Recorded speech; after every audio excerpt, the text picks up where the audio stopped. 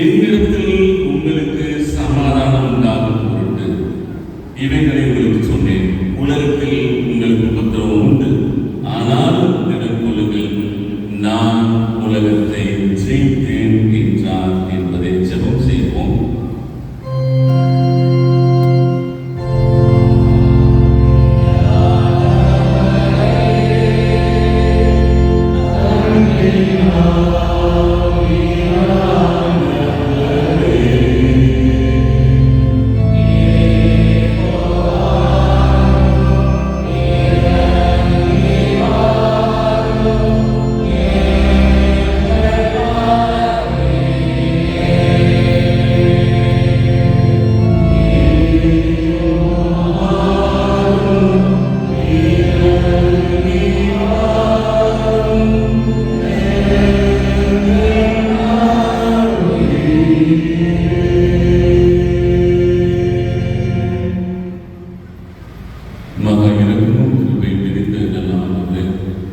ஆசீர்வாதமான நாளில் காலை வேளைக்காக எடுக்கின்றோம்.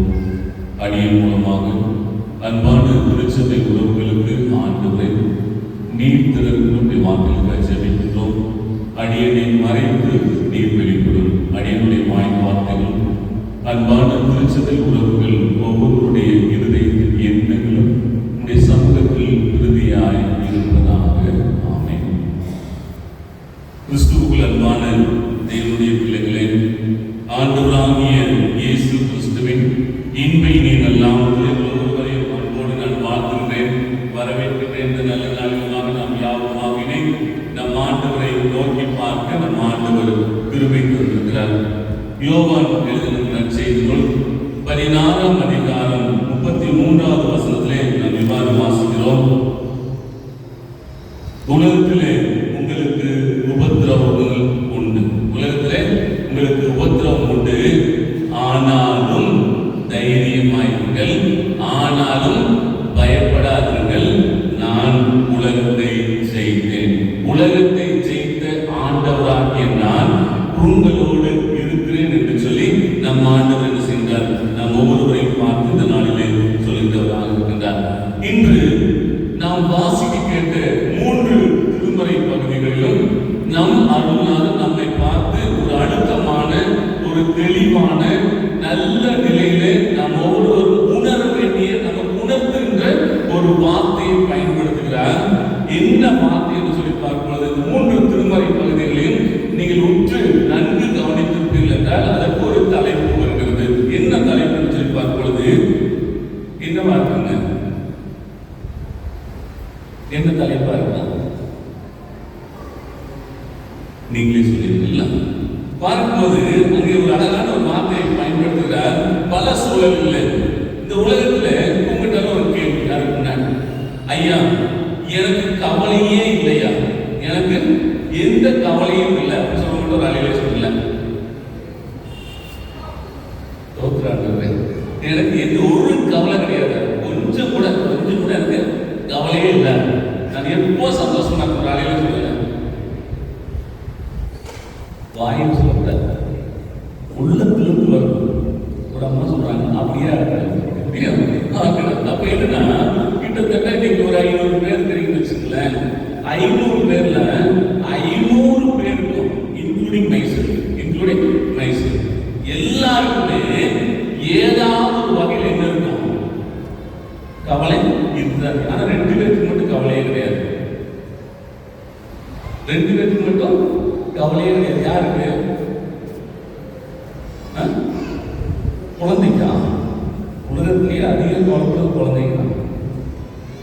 யாருன்னா 2 பேருக்கு தான் கவலையே கிடையாது. ஒன்று இந்த உலகத்தில் இது பிறக்கவே இல்லை, ஒன்று இந்த உலகத்தில் அவங்க பிறக்கவே இல்லை. இன்னொரு யாருக்கு கவலை இல்லைன்னா, யார் உலகத்தில் விதைக்கப்பட்டார்களோ அவங்களுக்கு கவலை இல்லை. மற்ற எல்லாருக்குமே என்ன இருக்குது? இந்த உலகத்தில் கவலை இருக்கிறது. ஏதாவது ஒரு வகையில் நம்ம என்ன செய்து கொண்டிருக்கோம்? கவலைப்பட்டுக் கொண்டிருக்கிறோம். ஆனால் நம்ம ஆண்டவர் நம்மை பார்த்து சொல்கிறார், நீங்கள் கவலைப்படாதீர்கள், நீங்கள் கவலைப்படாதீர்கள் என்றால் உலகத்தில் கண்டிப்பாய் உபத்திரவம் உண்டு. உலகத்தில் கண்டிப்பாய் உபத்திரவம் உண்டு.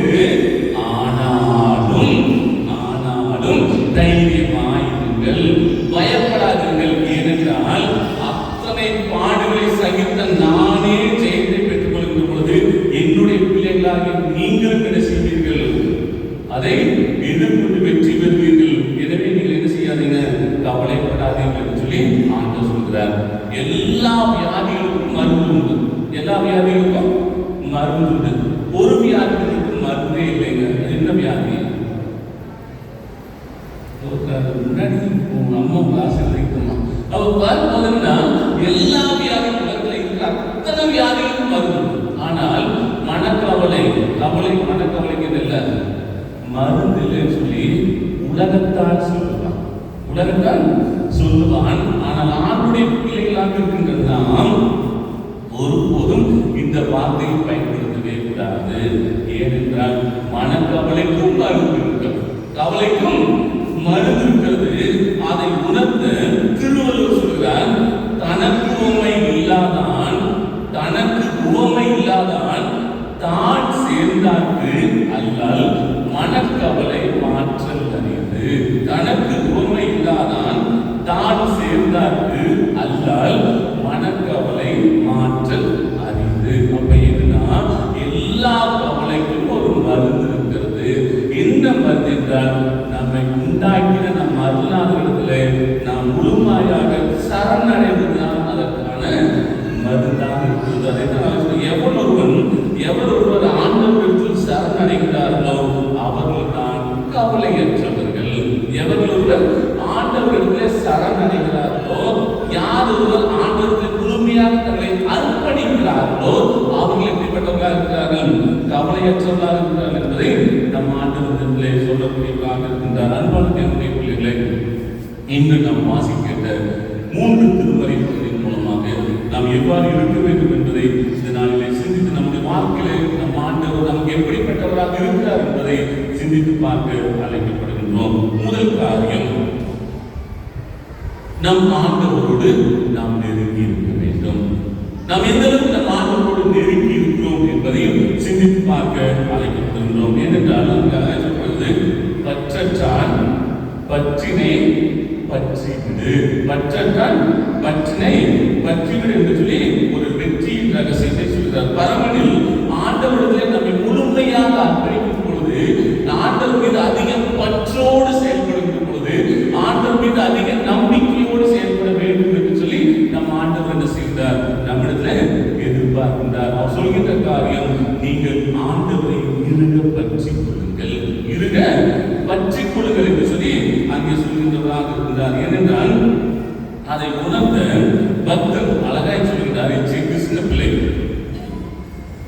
முதலாவது கீர்த்தனையிலே சொல்கிறார், யார் எல்லாம் பற்றில்லாமல் இருக்கிறார்களோ, யார் எல்லாம் நம்பிக்கை இல்லாமல் இருக்கிறார்களோ அவர்கள் பாடுகளை அனுபவிப்பார்கள். யாரெல்லாம் பற்றோடு இருக்கிறார்களோ, யாரெல்லாம் நம்பிக்கையோடு இருக்கிறார்களோ அவர்கள் இருப்பாங்க, மனநிறைவை பெற்றுக் கொள்வார்கள் என்று சொல்லி அங்கே சொல்கிறார். அதை நம் உலகத்தில் வந்து சமாதானத்தை பெற்றுக்கொள்ள வேண்டும் என்றும் அங்கே சொல்கிறார். அதுதான் பக்தன் பாடுகிறார், திரை சேவியம் பவமாம் கடல் மூழ்கிய தீயருமை கரை சேர்த்திக்க வென்றே உன்னையாயினை கண்ணியா அரசே பற்றுகிலே என்னை பற்றிய பற்றுவீரா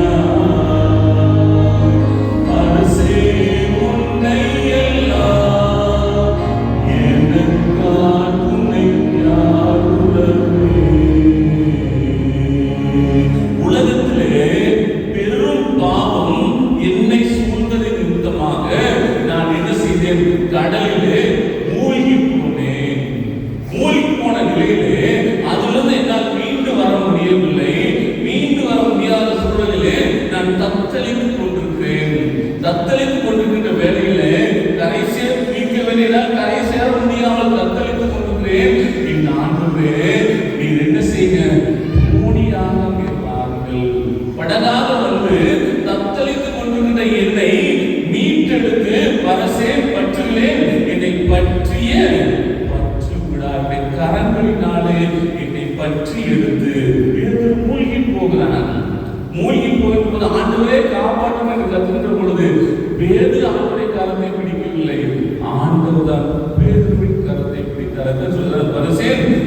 சொல்லுகிறேன், என்னை பற்றினாலே அரசே, ராஜாதி ராஜாவே, உன்னை எல்லாம் எனக்கு யார் சாமி துணை, எனக்கு யார் சாமி உறவு? அதைத்தான் நான் சொன்னான், அரசே பற்றுகிலே என்னை பற்றிய பற்றுவிடாய், அரசே உன்னை எல்லாம் எனக்காய் துணை யார் உறவு? எல்லாரும் என்னை கைவிட்டு விட்டார்கள், எல்லாரும் என்னை கைவிட்டு விட்டார்கள். நான் தனிமையிலே தத்தளித்துக் கொண்டிருக்கிறேன், தனிமையிலே நான் வேதனையோடு கொண்டிருக்கிறேன். உறவுகள் வந்தார்கள், உதவி தள்ளினார்கள், என்னை பெற்ற பிள்ளைகள் தள்ளிவிட்டார்கள், எல்லாரும் என்னை கைவிட்டார்கள். நான் சோர்ந்து போயிருக்கிறேன், வேதனையோடு இருக்கிறேன். எனக்கு எந்த உறவும் இல்லை, எனக்கு எந்த ஆதரவும் இல்லை சுவாமி. நீர் மாத்திரம் தான் எனக்கு ஆதரவாக இருக்கிறீர் என்று அந்த பக்தன் சொல்வதை போல ஒவ்வொரு நாளும் நம்முடைய வாழ்க்கையிலே நம் ஆண்டவரை இறுக பற்றிக் கொள்கின்ற பொழுது கைவிடாத ஆண்டவர் என்ன செய்தார்? எல்லா சூழலிலும் நமக்கு உதவுகின்றவராக இருந்தால் அதைத்தான் ஒவ்வொரு சூழலும் திருமறைக்கு ஒரு சிலர் ஆண்டவரை இறுக பற்றிக் கொண்டார்கள். வாழ்க்கையில் போராட்டங்கள் வந்தது, அவமானங்கள் வந்தது, ஆனால் ஆண்டவர் அவர்களை கைவிடவே இல்லை. ஆதியாகமம் 22ஆம் அதிகாரம் 2ஆவது வசனத்திலே ஆபிரகாமை குறித்து நாம் வாசிக்கிறோம். அங்கே 2ஆம் அதிகாரத்தில் வாசிக்கிறோம், ஆண்டவர் ஆபிரகாமிடத்தில் ஒரு காரியத்தை கேட்கிறார், உன்னுடைய மகனை எனக்கு பலியாக கொடு. ஆபிரகாம் கொஞ்சம் கூட யோசிக்கவில்லை, எனக்கு பலி கூட என்று சொன்ன உடனே அவர் கொஞ்சம் கூட தயங்கவே இல்லை, கொஞ்சம் கூட யோசிக்கவே இல்லை. ஏனென்று சொல்லி பார்ப்பது, அழைப்பது இறைவன், கேட்பது கடவுள். என்னை அழைத்தவர் இறைவன், கேட்டது கடவுள். நான் கண்டிப்பாக வருகிறேன் என்று சொல்லி அங்கே முழுமையாக சரணாகதி அடைகின்றார். சரணடைகின்ற பொழுது அங்கே ஒரு வார்த்தையை பயன்படுத்துகிறார். அந்த வேலைக்காரத்தில் ஒரு அழகான வார்த்தை. அந்த பருவத்தில் இருந்துதான் சொல்கிறார்கள், நாங்கள் போவோம், திரும்பி வருவேன் என்று சொல்லவில்லை, திரும்பி வருவோம். அதுதான் விசுவாசம். ஏனென்றால் என் ஆண்டவர் ஒருபோதும் கைவிட மாட்டார், என் ஆண்டவர் என்னை ஒருபோதும் கைவிட மாட்டார். இமைப்பொழுது நான் உன்னை கைவிட்டேன், ஆனாலும் உருக்கமான இறக்கங்களை நான் சேர்த்துக் கொள்வேன் என்று வாக்கு கொடுத்த ஆண்டவர். ஒவ்வொரு சூழலிலும் நாம் என்ன செய்யணும்? நாம் ஆண்டவரோடு நெருங்கி இருக்க வேண்டும். ஆண்டவர் அவர்களை கைவிடவே இல்லை. கடைசி நிமிடம் வரும் வரை அவருடைய உள்ளம் துடித்துக் கொண்டிருந்தது. ஆனாலும் அவர்களாக எண்ணம் இருந்தது, என் ஆண்டவர் என்னை கைவிட மாட்டார். ஏனென்றால் அவர் வாக்கு மாறாத ஆண்டவர், வாக்கு மாறாத ஆண்டவர் இல்லை, அவர் உறுதியாக இருந்தார். அதனால் ஜெயத்தை பெற்றுக் கொண்டார். அதே போல யோபுவின் புஸ்தகம் 1ஆம் அதிகாரம் 21ஆம் வசனம் பார்ப்பது, அங்கு யோபுவை குறித்து பார்ப்போம். எந்த அளவுக்கு செல்வ சீமான், நல்ல வசதிகளோடு இருந்தார். ஒரு சடுதியில எல்லாவற்றையும் போனார். வேதனையோடு தவிர்த்து அநேகம் வருகிறார்கள், அவரோடு பேசுகிறார்கள். யோபு படிப்பாரு, என் இதயம் யாருக்கு தெரியும், என் வேதனை யாருக்கு புரியும், என் தனிமை என் சோர்வுகள் யார் என்னை தேற்றக்கூடும், யார் என்னை தேற்றக்கூடும், நெஞ்சின் நோவுகள்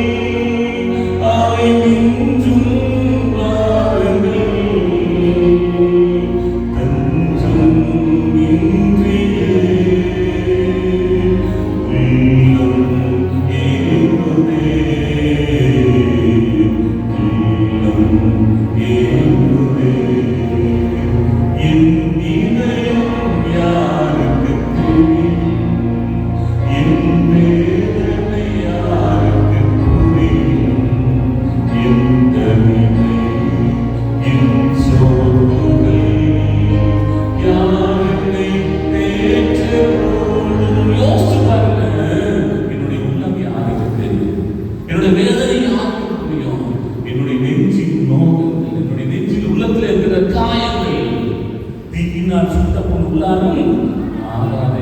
வெளியில் இருந்த சீக்கிரம் ஆகிடும். உள்ளத்தின் காயங்கள் ஆறவே ஆறாது. அத்தனை வேதனைகளோடு இருக்கிறார், பாடுகளோடு இருக்கிறார். எல்லாரும் வந்து அவருக்கு தேவையற்ற ஆலோசனைகளை சொல்கிறார்கள். பாடுகளுக்கு மத்தியிலே, வேதனைக்கு மத்தியிலே, சோர்ந்து போயிருக்க வேளையிலே யோபு சொல்லுகிறார், கர்த்தர் கொடுத்தார், கர்த்தர் எடுத்தார்.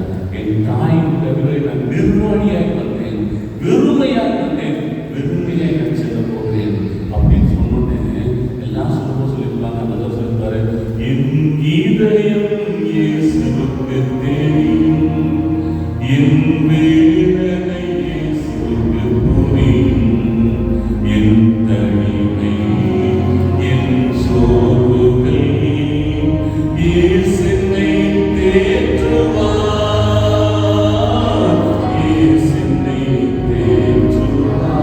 அத்தகைய சூழ்நிலையில கூட அவர் வெறுப்பான வார்த்தைகளை பயன்படுத்தவே இல்லை.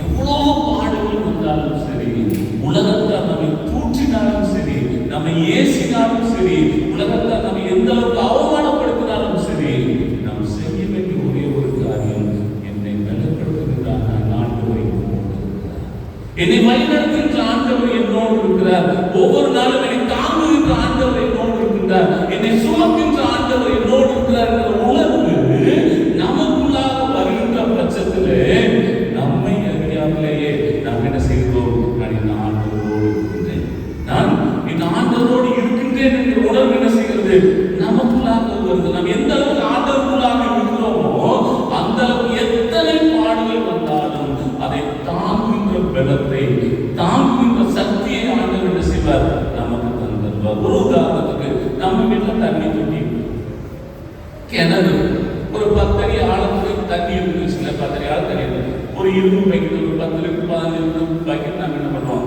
கிணறுக்குள்ள போட்டு தண்ணி சேர்த்துவாங்க, தண்ணி எடுக்கணும். அந்த பக்கெட்டை வந்து தண்ணிக்குள்ள இருக்க வரைக்கும் நம்ம என்ன பண்ணலாம், ஈஸியா அப்படியே வெளியே எடுக்கலாம். தண்ணி விட்டு வெளியே வந்துச்சுன்னா முக்குனாதான் மேல போகணும். அப்ப தண்ணிக்குள்ள இருக்க வரைக்கும் அதே பாரம் தான், அதே வாழி தான், அதே தண்ணி தான். ஆனால் அது பாரமாய் தெரியாது. ஒருவன் கிறிஸ்துவுக்குள் இருந்தால், ஒருவன் கர்த்தருக்குள் இருந்தால், ஒருவன் ஆண்டவருக்குள்ளாக இருந்தால், எவ்வளவு பெரிய பாரமாக இருந்தாலும் சரி, எவ்வளவு பெரிய வேதனையாக இருந்தாலும் சரி, எவ்வளவு பெரிய இடர்பாடுகளாக இருந்தாலும் சரி, ஆண்டவர் அதை ஏற்றுக்கொள்கிறார். என்னுடைய பிள்ளை தாங்குகின்ற அளவுக்கு தான் தாங்க முடியும் என்கிற எண்ணத்தோடு நாம் செயல்படுகிறதா இருந்தால் தேவனுடைய பிள்ளைகளை நாம் செய்யக்கூடிய ஒரு காரியம். உலகத்தில் உபத்திரவங்கள் இருந்தாலும் சரி, பாடுகள் இருந்தாலும் சரி, நாம் செய்ய வேண்டிய ஒரே ஒரு காரியம், நம் ஆண்டவரை இருக பற்றி கொள்ள வேண்டும். இருக பற்றி கொள்ளுகிற போது அந்த பாடல்களை செய்யாத ஒருபோதும் இடர் அடையவே செய்யாது. ஆண்டவர் நமக்கு சிறந்த முன்மாதிரியை காட்டுகிறார். மத்திய நற்செய்தி நூல் 26ஆம் அதிகாரம் 39வது வசனத்துல ஆண்டவர் அந்த கெத்செமனே தோட்டத்தில் ஜெபிக்க செல்கிறார். ஜெபிக்க செல்கின்ற பொழுது அங்கே சொல்கிற ஒரு வார்த்தை, ஒருவேளை இந்த பாத்திரம் என்னை விட்டு நீங்க கூடுமானால் நீங்கட்டும், ஆனாலும் என்னுடைய எண்ணத்தின்படி அல்ல, சித்தத்தின்படியே கடவுள். அன்பு தேவனுக்கு ஒவ்வொரு நாளும் ஆண்டவர் நமக்கு சிறந்த மாதிரியை காட்டியிருக்கிறார். ஆண்டவரே, நான் நமக்கு அடிமை சுவாமி, நீதான் எல்லாம் என்று சொல்லி நம் ஆண்டவரை இருக்க பற்றிக் கொள்கின்ற பொழுது அங்கே என்ன செய்வது, நம்ம வாழ்க்கையிலே நன்மை கிடைக்கக்கூடியதாக இருக்கிறது என்பதை நாம் மறந்துவிடவே கூடாது. அது மாத்திரம் சார்ஜ் உள்ளதாக சொல்கிறார், நம்பிக்கையின் முடிவுதான் கவலையின் ஆரம்பம் என்று அவர் சொல்லக்கூடியிருக்கிறார்கள். யார் ஒருவர் நம்பிக்கையை இழந்து போகிறார்களோ, யார் ஒருவர் நம்பிக்கை இல்லாமல் வாழ்கிறார்களோ, அவர்கள் பாடுகளோடு இருப்பார்கள் என்று சொல்லி அங்கே சொல்லப்படுவதாக இருக்கிறார்கள். அன்பு தேவனுடைய பிள்ளைகளே, முதல் காரியம் நம் ஆண்டவரை இருக பெற்றுக் கொள்ளுங்கள். இரண்டாவது காரியம், ஆண்டவர் நம்மை பார்த்து சொல்கிறார், வருத்தப்பட்டு பாரம் சொல்வதில்லை. எல்லாரும் என்னிடத்திலே பாருங்கள். ஒரு சமயம் ஒரு நபர் கடற்கரைக்கு சென்றார். அவர் கரங்களில் ஒரு துண்டு இருந்தது, ஒரு ஷாம்பு இருந்தது, ஒரு சோப்பும் இருந்தது. அவர் கடற்கரையிலே சென்று அமர்ந்து கொண்டிருக்கிறார். அமர்ந்து கொடுக்கிறார். முதல் நாள் அமர்ந்திருக்கிறார், இரண்டாவது நாளும் அமர்ந்திருக்கிறார், மூன்றாவது நாளும் அமர்ந்திருக்கிறார்.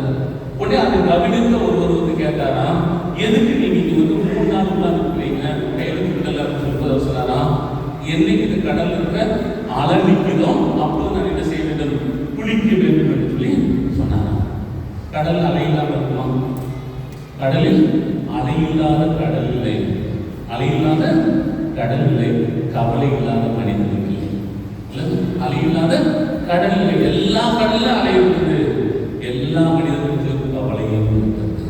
அந்த மனிதன் எவ்வாறு கடைசி வரைக்கும் அப்படியே அமர்ந்து இருப்பதை போல நாமும் பலகையிலே அவ்வாறு கொடுக்கிறோம். ஆனால் நாம் அப்படி இல்லாமல் நாம் சொல்ல வேண்டிய ஒரு காரியம், கவலை நிச்சயமாக எனக்கு ஆட்கொள்ளாது என்பதை நாம் சிந்தித்து பார்க்க அழைக்கப்படுகிறோம். அதைத்தான் மத்தேயு 11ஆம் அதிகாரம் 28ஆவது வசனத்திலே அழகாய் வாசிக்கிறோம். மத்தேயு 11:28.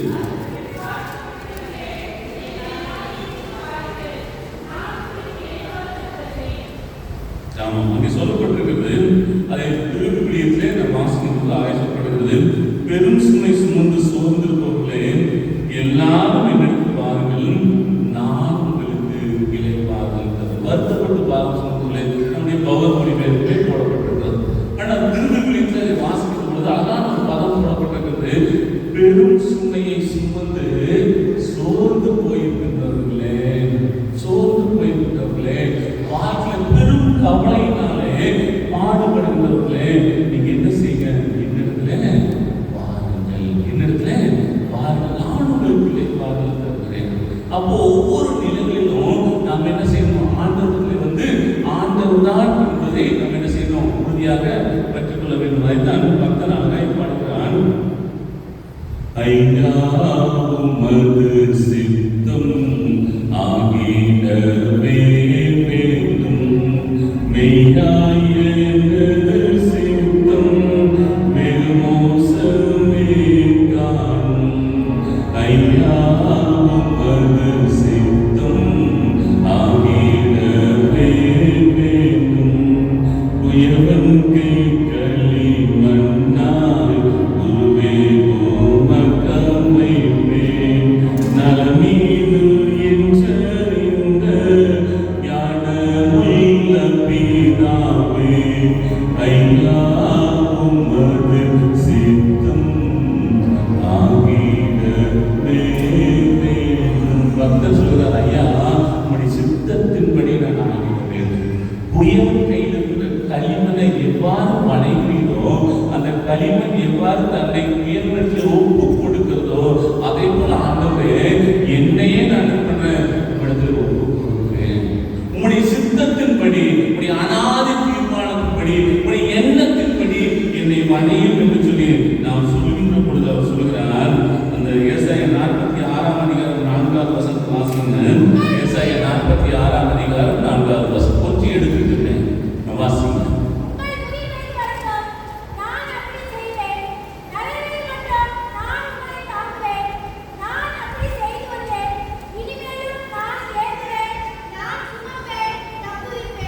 அங்கே சொல்லப்பட்டிருக்கிறது, உங்கள் முதுமை வரைக்கும் நான் அப்படியே இருப்பேன், நரை வயது வரைக்கும் நான் உங்களை சுமப்பேன், உங்களை உருவாக்கிய நான் உங்களை தாங்குவேன், நானே உங்களை சுமப்பேன், நானே உங்களை விடுவிப்பேன் என்று அங்கே சொல்லுகிறார். அது மாத்திரமல்லாம நாடு சொல்லுகிறார், 1 பேதுரு 5ஆம் அதிகாரம் 7வது வசனத்திலே உங்கள் கவலைகளை எல்லாம் அவரிடத்திலே விட்டு விடுங்கள். வாசிங்கள், 1 பேதுரு 5ஆம் அதிகாரம் 7வது வசனத்தை வாசிங்க.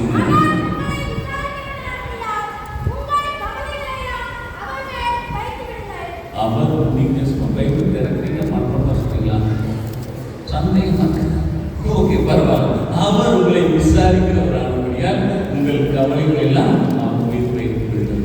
இது நம் பவர் மொழிபெயர்ப்பில், இது திருவிழியிலே எடுத்து வாசிக்கும்போது அதுப்படுது, உங்கள் கவலைகள் எல்லாம் அவரிடம் விட்டு விடுங்கள், உங்கள் கவலைகள் எல்லாம் அவரிடம் விட்டு விடுங்கள். ஏனென்றால் அவர் உங்கள் மேல் கவலை கொண்டுள்ளார், அவர் உங்கள் மேல் கவலை கொண்டுள்ளார். அப்படின்னா நம்ம கவலையோடு இருக்கும்போது, நாம வேதனையோடு இருக்கும்போது, நம்ம துக்கத்தோடு இருக்கும்போது, துயரத்தோடு இருக்கும்போது நம்ம ஆண்டவர் என்ன பண்றாரு, நம்ம மேல கவலை கொள்கிறார். ஏன்னா என் பிள்ளை என்ன நம்பலையே, என் பிள்ளை விட்டு போயிடுச்சு, என் பிள்ளை கிட்ட வந்திருந்தா அந்த கவலையை நான் மாற்றி கொடுக்கல, என் பிள்ளை சோர்ந்து போயிருக்கிற வேலையில நீங்க வந்திருந்தா நான் பலத்தை கொடுத்துருக்கல, சத்துவத்தை கொடுத்துருக்கல, சந்தோஷமா போயிருக்கலாம்ல அப்படின்னு சொல்லி ஒவ்வொரு வேலைகளிலும் நம் ஆண்டவர் செய்தார். நம் மீது கவலை கொள்கிற ஆண்டவராக இருந்தார்.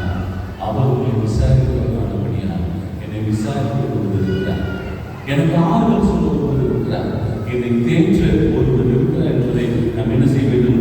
ஒவ்வொரு வேலைகளிலும் சிந்தித்து பார்த்து அழைக்கப்படுகிறோம். அவர் எல்லா நிலையிலும் சொல்லுகிறார், ஒரு தாய் தேற்றுவதை போல என்னை தேற்றுகின்ற ஆண்டவர். பலவிதமான நேரமாக இருக்கிறதா, சோர்ந்து போன நேரமாக இருக்கிறதா, நான் சொல்ல வேண்டிய காரியம், பலவீன நேரம் என் கிருபை உனக்கு போதும், உன் பலவீனத்தில் பலன் தருவேன்றே. பலவீன நேரம் என் கிருபை உனக்கு போதும், உன் பலவீனத்தில் பலன் தருவேன்றே. நிழல் போல என் வாழ்வில் வருபவரே, விலகாமல் துணை நின்று காப்பவரே. நிழல் போல என் வாழ்வில் வருபவரே, விலகாமல் துணை நின்று காப்பவரே. நீ போதும் என் வாழ்விலே, இயேசையா நீ போதும் என் வாழ்விலே. ஒவ்வொரு சூழலிலும் அது யோபு சொல்வதைப் போல, நீ மாத்திரம் போதும் ஆண்டவரே, நீ மாத்திரம் போதும், எனக்கு உற்சாக வேண்டாம், உறவுகள் வேண்டாம், நண்பர்கள் வேண்டாம், இந்த பாடுகளின் மத்தியிலே நீர் மாத்திரம் என்னோடு நின்றால் எனக்கு தேற்றக்கூடியவராய் இருப்பீர் என்று அவர் சொல்லக்கூடியவராய் இருப்பதைப் போல நானும் நம்முடைய வாழ்க்கையிலே என்ன பாடுகள் வந்தாலும் சரி, கவலைகள் வந்தாலும் சரி, சோர்ந்து போகாமல் நம் ஆண்டவர் இருக்க பெற்றுக் கொண்டு நம்முடைய பாரங்களை அவர் மீது இறக்கி வைக்க நாம் அழைக்கப்படுகிறோம். மூன்றாவதாக பார்க்கும்போது வற்றிக் கொள்ளுங்கள், இறக்கி வையுங்கள். மூன்றாவது நிலைத்திருங்கள். மூன்றாவது காரியம் நிலைத்திருங்கள். யாருக்காக நிலைத்திருங்கள்? நம் ஆண்டவர்களாக நிலைத்திருங்கள். அப்படி நம் ஆண்டவர்களாக நிலைத்திருக்கின்ற பொழுது அவர் என்ன தருகிறார்? வாசிங்கள் 1 தெசலோனிக்கேயர் 5ஆம் அதிகாரம் 16ஆவது வசனம் வாசிங்க.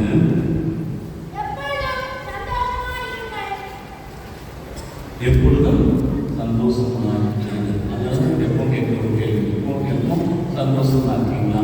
சந்தோஷமா இருக்கீங்க போல எந்த நிலையில் இருந்தாலும் மனரம்யமாக இருக்கும். கர்த்தருடைய கிருபையினால் கர்த்தர் எப்பொழுதும் சந்தோஷமாக சந்தோஷமாக என்று மறுபடியும் நம்ம ஆண்டவர்களாக நாம் நிலைத்திருக்கின்ற பொழுது, நம் ஆண்டவர்களாக நாம் நிலைத்து கடிதம் பொழுது நம்முடைய வாழ்க்கையை செய்து மாற்றக்கூடியதாக இருக்குது என்பதை நாம் மறந்துவிடவே கூடாது. அதே போல 49ஆம் சங்கீதம் 15ஆவது வசனம், ஏசாயா 49ஆம் அதிகாரம் 15ஆவது வசனம் வாசிங்க. ஏசாயா 49:15.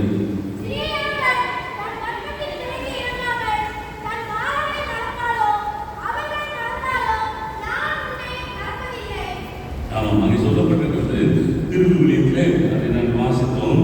பால் பிடிக்கும் தன் மகவை தாய் மறப்பாளோ, கரு தாங்கினவள் தன் பிள்ளை மீது இரக்கம் காட்டாதிருப்பாளோ, இவர்கள் மறந்திடனும் நான் உன்னை மறக்கவே மாட்டேன். பெற்ற தாய் தன் பிள்ளையை மறந்தாலும் நான் உன்னை மறவேன் என்று மிக தெளிவாக சொல்கின்ற ஆண்டவராக இருந்த அன்பு தேவனுடைய பிள்ளைகளை, ஒவ்வொரு சூழலிலும் பெற்ற தாய் தன் மகளை மறக்கலாம், ஆனால் நம் ஆண்டவர் நம்மை ஒருபோதும் மறக்கவே மாட்டார் என்றால் நாம் ஒவ்வொருவரும் விசேஷமானவர்கள்.